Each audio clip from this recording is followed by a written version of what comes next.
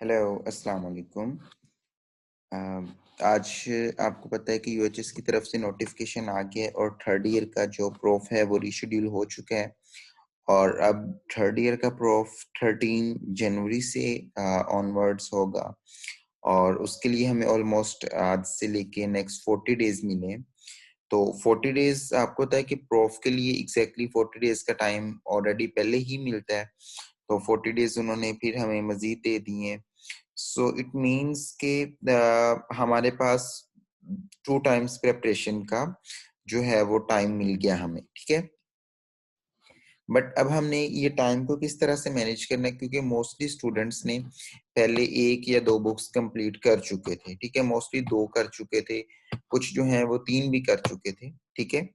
तो अब हमने इसको अपने जो नेक्स्ट शेड्यूल है उसको मैनेज करना है। हमारे पास 2 तरह के स्टूडेंट्स हैं, एक तो वो वाले हैं जिन्होंने like patho, BS and forensic कर चुके थे और कुछ लोगों की पैथो थोड़ी-सी रहती थी, लाइक बैक्टीरियो रहती थी किसी की जो है वो माइक्रो में से कोई पोर्शन रहता था। बट मोस्टली स्टूडेंट्स 3 सब्जेक्ट्स कर चुके थे, ठीक है? अब जिन लोगों ने तो 3 सब्जेक्ट कर लिए हैं, उनकी बेसिकली फार्मा रहती है और जिन्होंने 3 नहीं किए तो उनकी पैथो के कुछ टॉपिक्स रहते होंगे या फिर कुछ के फोरेंसिक के रहते होंगे, ठीक है?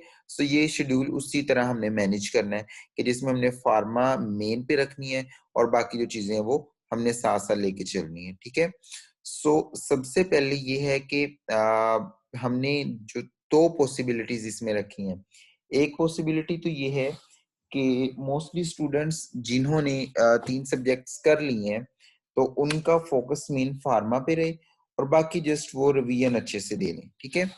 और दूसरी पॉसिबिलिटी वो वाले स्टूडेंट्स जो इस वेट में रहे कि प्रूफ जो है वो डिले हो जाएगा और दोबारा नई डेट शीट आएगी, तो उन्होंने पैथो नहीं की और उन्होंने फोरेंसिक नहीं अच्छे से की लाइक, तो उनके लिए भी पॉसिबिलिटी है कि वो 40 डेज़ में एक बिल्कुल नया शेड्यूल फ़ॉलो करें और शुरू से लेके एंड तक दोबारा प्रिपरेशन करें, ठीक है?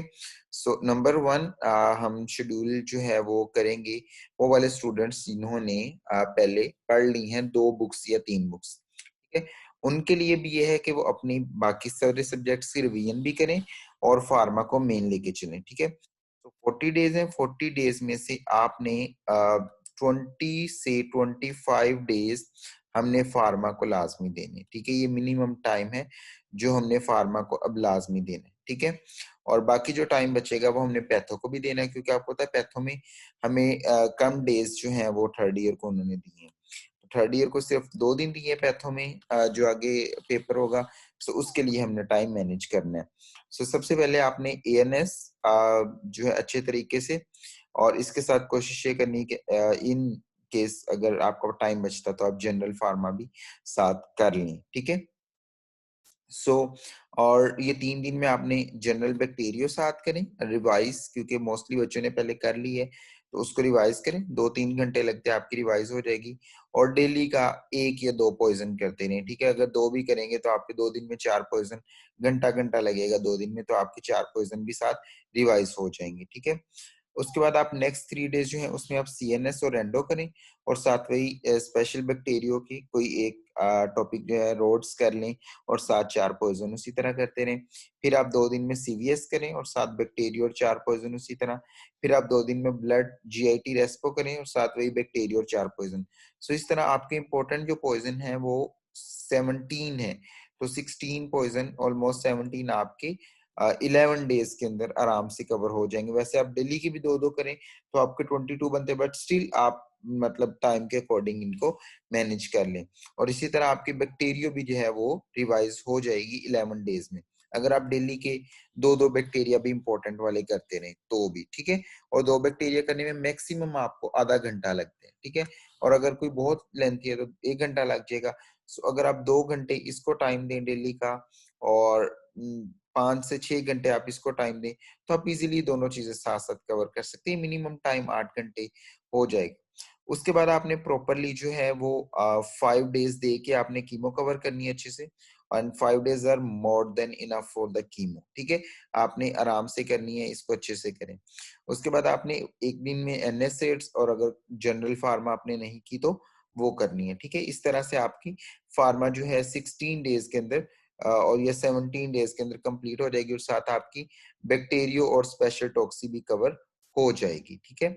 उसके बाद एक दिन लगा के आप रेस्ट करें, उसमें आप एमसीक्यू सारे फार्मा के करें, पास पेपर्स देखें, सारी चीजें कुछ रह गई हैं तो वो आप 18 डेज में कंप्लीट करें, ठीक है। उसके बाद आपने क्या करना है कि 3-4 दिन देके फोरेंसिक की सारी रिवीजन करनी है। फोरेंसिक आप अच्छे तरीके से एक दफा रिवाइज करें। उसके बाद आपने 3 दिन बीएस को देने, 3 दिन बीएस को डेली का आप एक सेक्शन करें या 2 सेक्शन करें और आप 3 दिन में बीएस को कंप्लीट करें। और उसके बाद आप 5 दिन दे के आपने पैथो रिवाइज करनी है, माइक्रो और पैथो, ठीक है।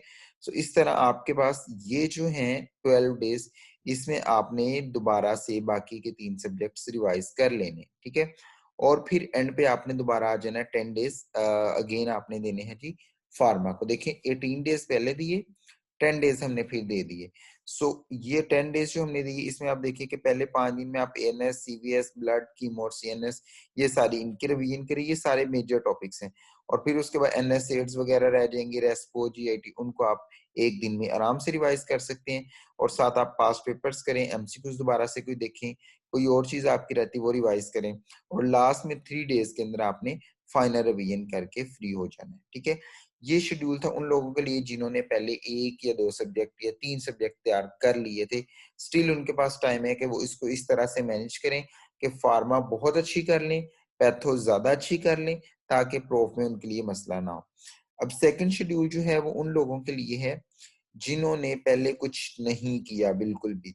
सो वो अपना उसी तरह स्टार्ट से शुरू हो। पहले 2 दिन में फोरेंसिक देखें, लाटॉप्सी करें, 3 टॉक्सिन डेली करते रहे 2-2 दिन में, यानी 2 टॉक्सिन कर लें एक दिन में। बीएस के सेक्शन 1 करें, फिर सेक्शन 2-3 करें, साथ फोरेंसिक की सेक्सोलॉजी और थेनाटोलॉजी करें, फिर 3 टॉक्सिन आएंगे, फिर 2 दिन में 1 टॉक्सिन करें, ट्रॉमा अच्छे से करें, फिर आपने 7-8 डेज में बीएस के सेक्शन, इस तरह आपके बीएस के सेक्शन 5 कवर हो जाएंगे। साथ साथ डेली के 1-1 घंटा भी दें तो, ठीक है। और साथ आपकी फोरेंसिक भी इतनी कवर हो जाएगी। फिर आप क्या करें, स्पेशल टॉक्सी को और ये रिवीजन को टाइम देके आप 10 डेज के अंदर अपनी फोरेंसिक और बीएस कंप्लीट कर लें। 10 दिन के अंदर आपकी फोरेंसिक और बीएस कंप्लीट हो जाएगी। उसके बाद आप पैथो पे आ जाएं, सेल इंजरी, इन्फ्लेमेशन, साथ आपने माइक्रो जनरल पैथो इकट्ठी स्टार्ट करनी है। माइको आपकी मैक्सिमम 3 से 4 घंटे में हो जाती है, वो करें। साथ आपने पैथो स्टार्ट कर देनी है, उसकी सेल इंजरी, इन्फ्लेमेशन 2 दिन में वैसे ही दोनों टॉपिक हो जाने बाद आप स्टिल इसको 3 दिन दें और इसके साथ इन्फ्लेमेशन की रिपेयर भी कर लें। फिर आप हीमोडायनामिक्स और वायरोलॉजी 2 दिन में ये करें।